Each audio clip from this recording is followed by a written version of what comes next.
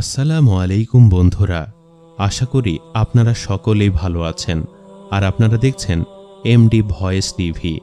বন্ধুরা, আজকের এই ভিডিওতে আমরা বলবো যে হযরত ইব্রাহিম আলাইহিস সালাম আল্লাহকে প্রশ্ন করলেন, হে আল্লাহ, আমার দাড়ি চুল সাদা হয়ে গেল। কেননা হযরত ইব্রাহিম আলাইহিস সালাম এর আগে কোনো মানুষের চুল দাড়ি সাদা হয়নি। তাই তিনি অবাক হয়ে মহান আল্লাহ তাআলাকে এই প্রশ্ন করেছিলেন।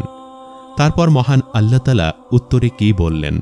তাছাড়া আমাদের প্রিয় নবী সাল্লাল্লাহু আলাইহি ওয়াসাল্লাম কেন সাদা চুল উপড়ে ফেলতে নিষেধ করেছেন, আর কেনই বা মাথার চুল সাদা হয়, সেই সম্পর্কে একটি বিস্ময়কর সত্য ঘটনা, যা শুনে আপনার মন ছুঁয়ে যাবে ইনশাআল্লাহ।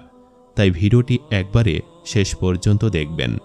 হযরত আবু হুরায়রা রাদিয়াল্লাহু তাআলা আনহু হতে বর্ণিত, রাসূলুল্লাহ সাল্লাল্লাহু আলাইহি ওয়াসাল্লাম বলেন, তোমরা তোমাদের পাকা চুল উপড়ে ফেলো না, কেননা তা কিয়ামতের দিন নূর হয়ে চমকাবে। যার মাথার চুল ইসলামের ওপর থেকে সাদা হয়েছে, তার জন্য প্রতিটি সাদা চুলের বিনিময় একটি নেকি লেখা হবে, একটি গুনাহ মাফ করে দেওয়া হবে এবং একটি মর্যাদা বৃদ্ধি করা হবে। হযরত উসমান রাদিয়াল্লাহু তাআলা আনহু হতে বর্ণিত, তিনি বলেন, রাসূলুল্লাহ সাল্লাল্লাহু আলাইহি ওয়াসাল্লাম বলেছেন, আল্লাহ তাআলা বলেন, যখন আমার কোনো বান্দার বয়স 40 বছর পূর্ণ হয়, তখন আমি তাকে 3টি রোগ থেকে হেফাজত করি। 1 নম্বর পাগলামি, 2 নম্বর জাজাম বা যে রোগে হাত উগড়ে যায়, 3 নম্বর ফার্স, যে রোগে হৃৎপিণ্ডে সাদা দাগ পড়ে যায়। এই 3টি রোগ থেকে আমি আমার বান্দাকে হেফাজত করি। 40 বছর বয়সের পর মানুষের এই রোগ হওয়ার সম্ভাবনা খুব কম থাকে। আর যখন আমার বান্দার বয়স 50 পেরিয়ে যায়, তখন আমি তার জন্য হিসাবকে সহজ করে দেই। অর্থাৎ 50 ঊর্ধ্ব বয়সের কোনো বান্দার কিয়ামতের দিন হিসাব খুব সহজ হবে। আর যখন কোনো বান্দার বয়স 60 বছর হয়ে যায়, তখন আমি আমার বান্দার জন্য তওবা এবং আল্লাহর পথ সহজ করে দেই। তখন সেই বান্দা খুব সহজেই আল্লাহর প্রিয় বান্দায় পরিণত হয়। মানুষের বয়স 60 বছর হয়ে গেলে তার সাথে তওবা ইস্তেগফারের সম্পর্ক গভীর হয়ে যায় এবং আল্লাহর দিকে ফিরে আসা তার জন্য সহজ হয়ে যায়।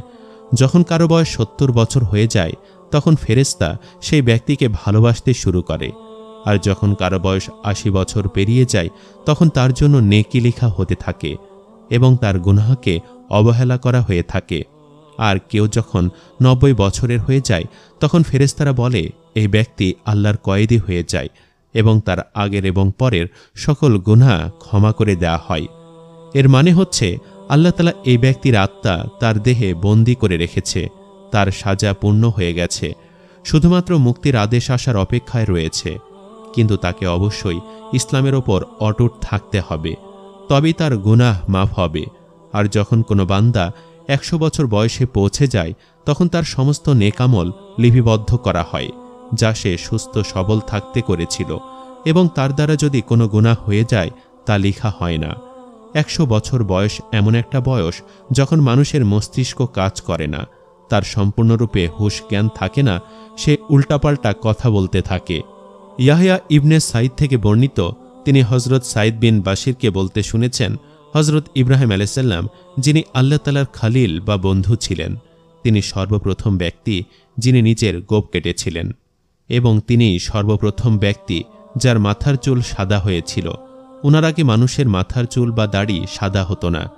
যখন হযরত ইব্রাহিম আলাইহিস সালাম প্রথম তার মাথার চুল সাদা হতে দেখলেন, তখন তিনি জিজ্ঞাসা করলেন, হে আল্লাহ, এটা কি? তখন আল্লাহ তাআলা বললেন, হে ইব্রাহিম, এটা তোমার জন্য মর্যাদা। এই সাদা চুল তোমার সম্মান বৃদ্ধি করবে। এটা বার্ধক্যের নিশানি, আর এই বার্ধক্য তোমাকে সম্মানিত করবে, তোমার মর্যাদা বাড়িয়ে দেবে। এর কারণে মানুষ নফসের কুপ্রবৃত্তি এবং গুনাহ থেকে বেঁচে থাকতে পারে। তখন হযরত ইব্রাহিম আলাইহিস সালাম বললেন, হে আল্লাহ, তাহলে এটা তো তোমার অনেক বড় একটা নিয়ামত। তো বন্ধুরা, এটা ছিল আমাদের আজকের এই ভিডিও। কেমন লাগলো কমেন্ট করে অবশ্যই জানাবেন। আজ তাহলে এই পর্যন্তই। আপনারা ভালো থাকবেন, সুস্থ থাকবেন। আল্লাহ হাফেজ।